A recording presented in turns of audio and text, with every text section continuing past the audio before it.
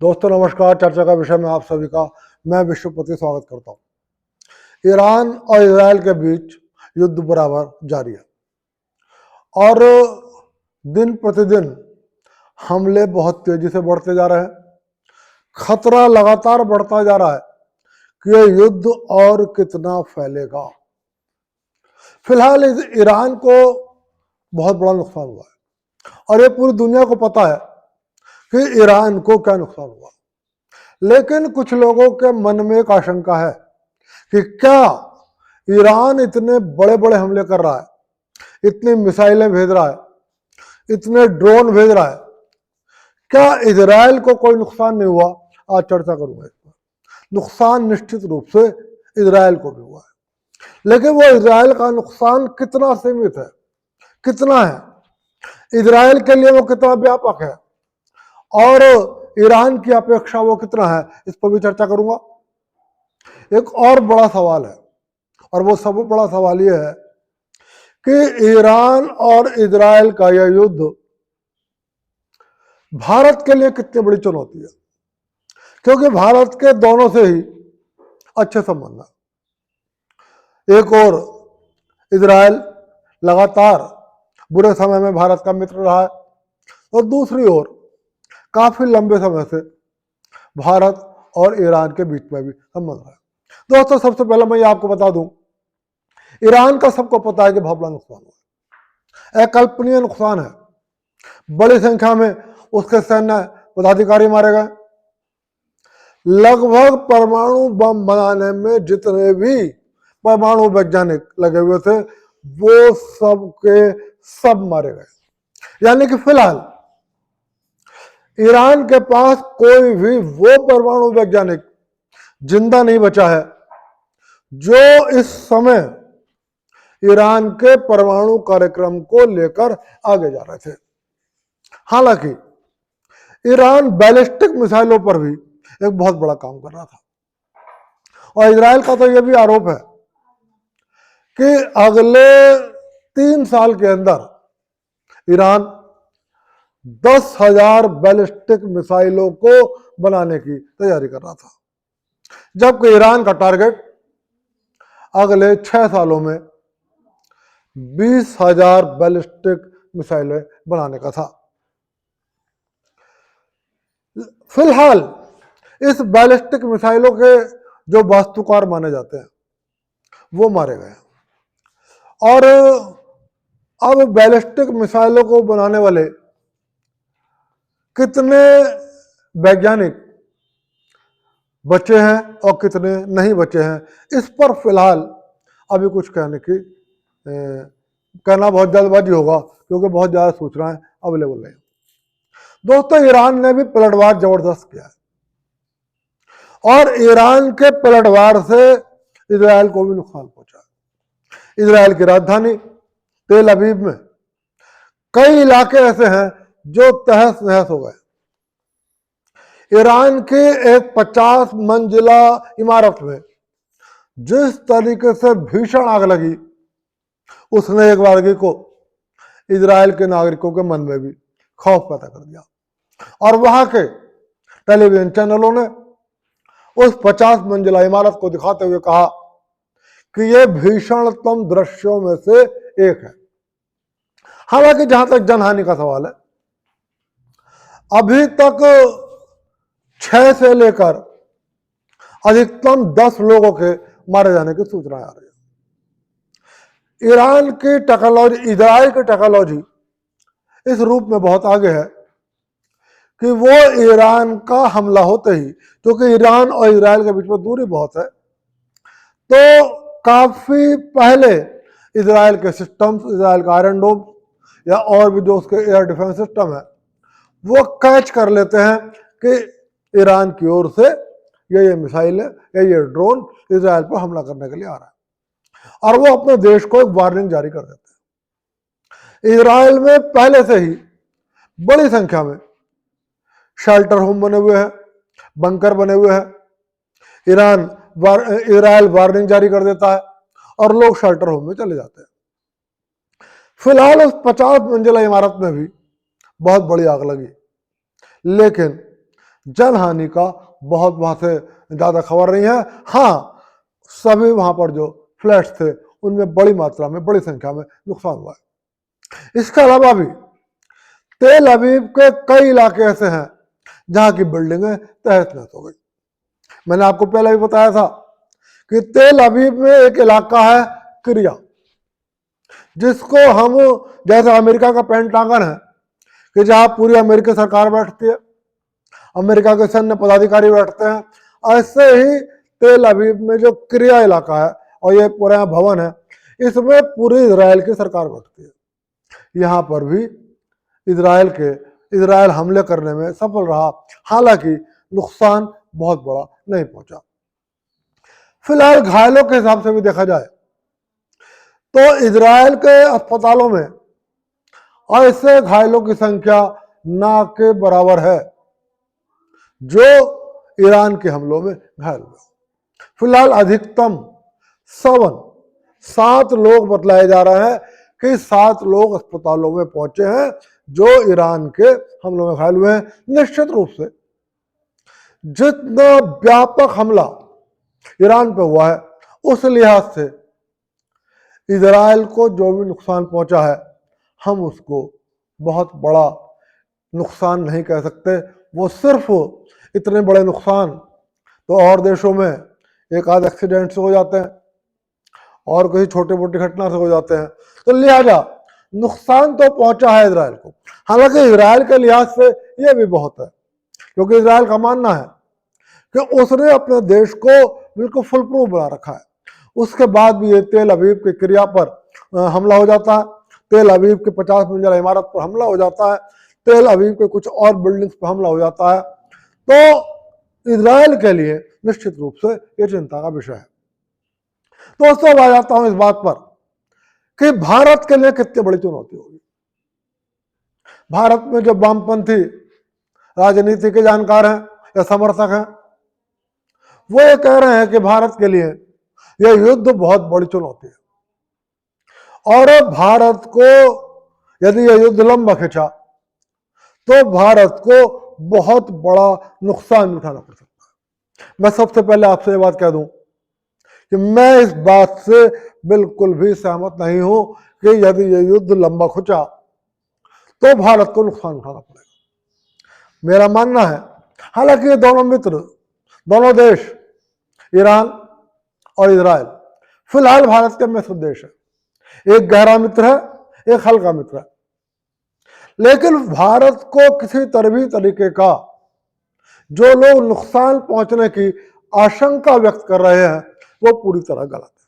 उसका मैं कारण मैं आपको सब कारण बता देना चाहता हूं। भारत पहले ईरान से तेल खरीद रहा था, गैस खरीद रहा था और भारत ईरान के चाबहार पोर्ट का इस्तेमाल कर रहा था। चाबहार पोर्ट में भारत ने एक बहुत बड़ा इन्वेस्टमेंट भी किया है और भारत की कोशिश थी कि चाबहार पोर्ट पूरी तरह जब डेवलप हो जाएगा तो हम पाकिस्तान को एक किनारे कर देंगे और भारत, अफगानिस्तान और ईरान को आपसी ट्रेड करने के लिए हमें पाकिस्तान की जमीन की जरूरत नहीं पड़ेगी और भारत, अफगानिस्तान और ईरान आपस में बहुत आसानी से ट्रेड कर सकते हैं और इसको करने से भारत, अफगानिस्तान और ईरान तीनों ही देशों को फायदा होगा। लेकिन मैं आपको बता दूं कि जब से अमेरिका ने ईरान पर बड़े प्रतिबंध लगाए हैं और अमेरिका नहीं चाहता कि ईरान से तेल या गैस कोई भी देश खरीदे, और जब से रूस ने भारत को ईरान से भी कम रेटों पर तेल और गैस देना शुरू कर दिया है, तब से भारत ईरान से तेल और गैस लगभग नहीं के बराबर खरीद रहा है। मतलब यदि वो शून्य भी हो जाए तो भारत के ऊपर कोई फर्क नहीं पड़ने वाला। तो सबसे पहली बात मैं बता दूं कि भारत के क्रूड अवेलेबिलिटी पर या भारत के लिए क्रूड कॉस्ट पर कोई असर नहीं पड़ने वाला है। अब सवाल आता है चाबहार का। हालांकि ईरान हमारा मित्र है, हालांकि चाबहार में भारत ने इन्वेस्टमेंट किया और ईरान से संबंध भी ठीक है, लेकिन पिछले कुछ समय से ईरान के ये धार्मिक नेता, जिनके बारे में मैंने आपसे कई बार कहा है कि ये ईरान की दुश्वारियों का कारण है। ईरान को आज जो अंतर्राष्ट्रीय जगत में अलग थलग पड़ा हुआ है और जिस वजह से उसकी आज इजराइल से इतनी बड़ी दुश्मनी हो रही है, उसका एकमात्र कारण ये इजराइल का धार्मिक नेतृत्व है। और ये धार्मिक नेतृत्व गाहे बजाहे ईरान के सैन्य नेतृत्व की चेतावनी के बावजूद, ईरान के राजनीतिक नेतृत्व की चेतावनी के बावजूद, भारत के आंतरिक मामलों में हस्तक्षेप करते हुए भारत को धमकी भी दे देता है। सिर्फ धार्मिक नेतृत्व। कभी हिंदू मुस्लिम पर बयान आ जाता है, कभी अयोध्या के राम मंदिर पर बयान आया, कभी और इसी तरीके की घटनाओं पर बयान आया। और इनके दबाव के कारण आए दिन ईरान हमें यह भी धमकी देता रहता है कि ये जो चाबहार पोर्ट आपने डेवलप किया है, मैं इसको चीन को दे दूंगा। कभी कह देते हैं कि जितना इस्तेमाल आप करोगे इतना ही इस्तेमाल करने का अधिकार चीन को भी है। पोर्ट बनाया भारत ने है, इन्वेस्टमेंट भारत ने किया है, लेकिन ये ईरान भारत को भी ब्लैकमेल करने का प्रयास करता रहा।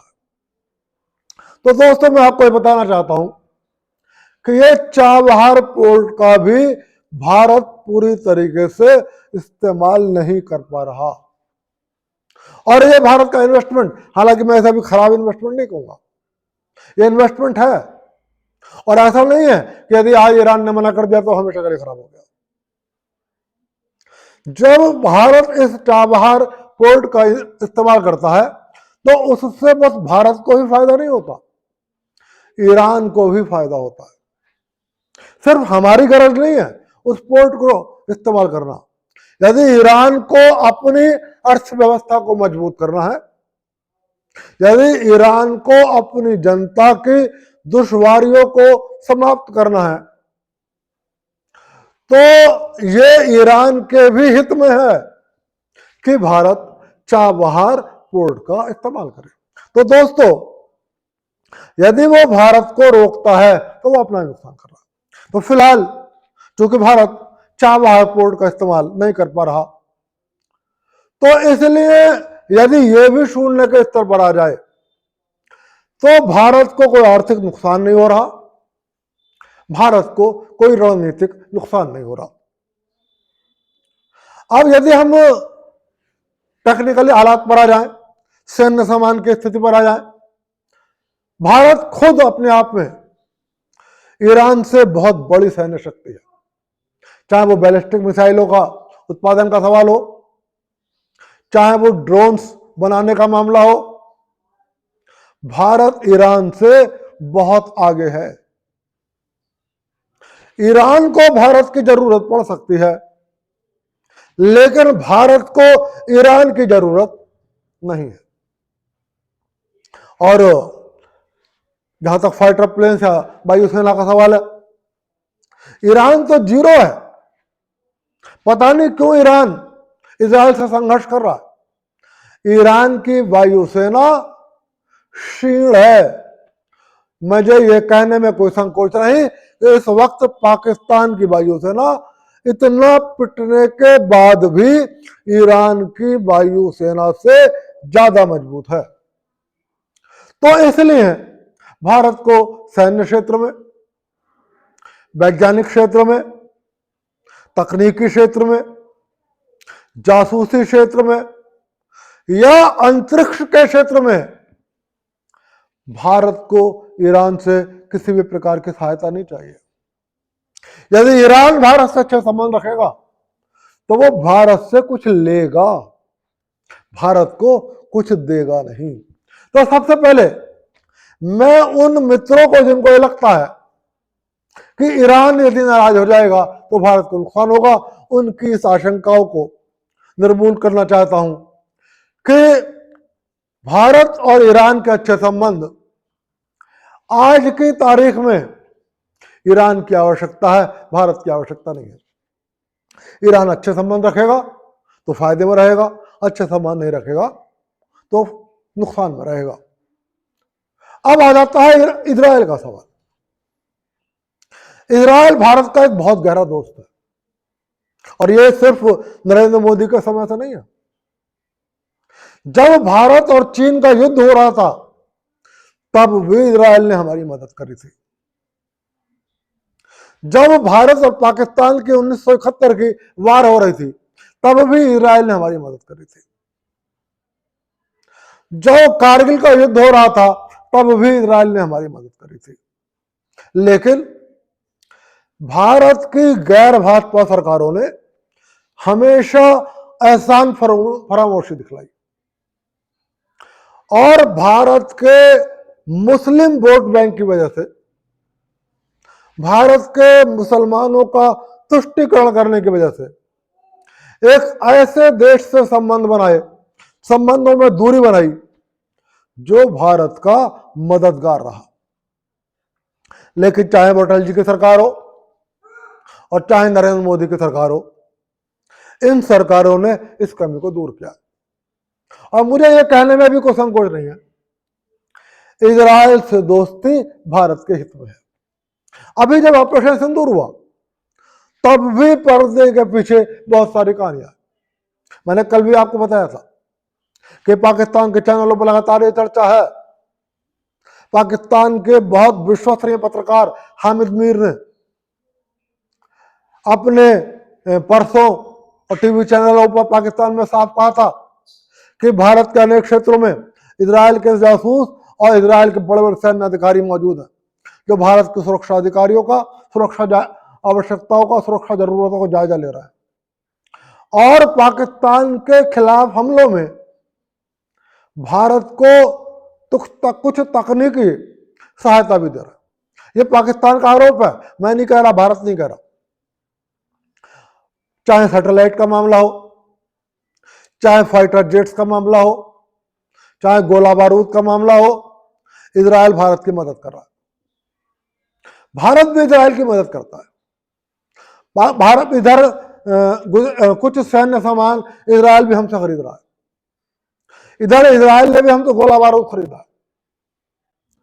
तो ईरान से संबंध जुड़े हो जाएंगे तो ईरान को नुकसान होगा, भारत को नुकसान नहीं होगा। लेकिन इजराइल से संबंध शून्य हो जाएंगे तो भारत को भी नुकसान होगा। लेकिन उसके बाद भी आप विश्वास रखिए भारत सरकार के नेतृत्व पर। भारत फिलहाल किसी के भी साथ नहीं है और भारत ने अपनी प्रतिक्रिया में कहा है कि दोनों ही देश भारत के मित्र हैं। इजराइल भी भारत का मित्र है और ईरान भी भारत का मित्र है।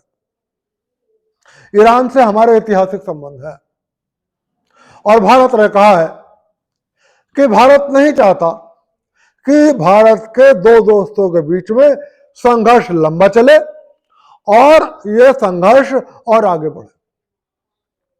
भारत ने अपने दोनों ही मित्रों इजराइल और ईरान से आह्वान किया है कि वो बातचीत के टेबल पर बैठे और यदि वो भारत की जरूरतों को महसूस करते हो तो भारत सहायता करने को तैयार है। मैं आपको यह भी बता दूं कि अभी जब ऑपरेशन सिंदूर हुआ था तब ईरान तटस्थ था। हालांकि उसने भारत और पाकिस्तान के बीच मध्यस्थता की पेशकश की थी, लेकिन वो तटस्थ था और दुनिया का इकलौता देश इजराइल था जिसने कहा था कि भारत को अपनी आत्मरक्षा करने का अधिकार है और इस भारत और पाकिस्तान युद्ध में, भारत और पाकिस्तान संघर्ष में हम पूरी तरीके से भारत के साथ खड़े हैं। यह इजराइल का बयान था। यह बहुत बड़ी बात थी। रूस ने भी ऐसा बयान जारी नहीं करा था, किसी ने भी ऐसा बयान जारी नहीं करा था। भारत के तटस्थ रहने के बाद भी इजराइल के राजदूत ने कल एक बयान जारी करके भारत के रुख की बहुत सराहना की है। और उन्होंने कहा है कि हम जानते हैं कि भारत के ईरान से भी ऐतिहासिक संबंध है और भारत अतीत में भी ईरान से व्यापार करता रहा है।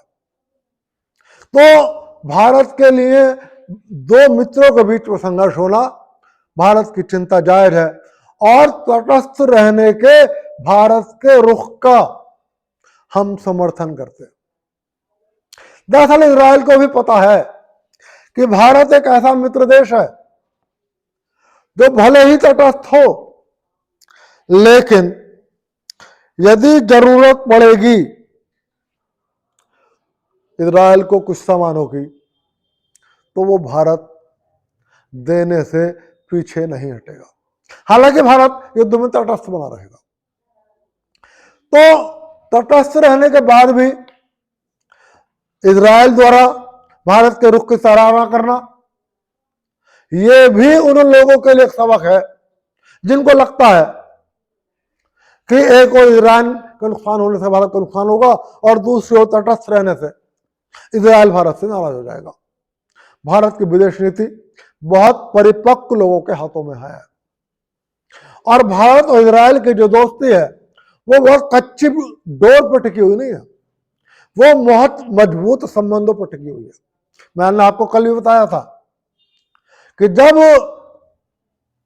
इजराइल के प्रधानमंत्री नेतन्याहू ने कहा कि मैंने दुनिया के 5 राष्ट्राध्यक्षों से बात करी है, तब उन्होंने बस एक राष्ट्राध्यक्ष का नाम लिया था और कहा था मेरे मित्र नरेंद्र मोदी। तो भारत और इजराइल के नेताओं के बीच में बहुत गहरा संबंध है और मैं इससे भी आगे बढ़ के बात कर रहा हूं। यह दोस्ती भारत और इजराइल की सरकारों के बीच में नहीं है, यह दोस्ती भारत और इजराइल के नेताओं के बीच में नहीं है, भारत और इजराइल की जनता के बीच में भी बहुत गहरा संबंध है। यदि मैं सिर्फ बहुत ईमानदारी से सिर्फ भारत के हिंदुओं की बात करूं तो 1000 यदि आप हिंदुओं से बात करोगे तो 999 हिंदू इजराइल के साथ खड़े होंगे और कहेंगे कि भारत को इजराइल की जो भी मदद करनी है कर देनी चाहिए। इतनी गहरी दोस्ती है भारत और इजराइल की।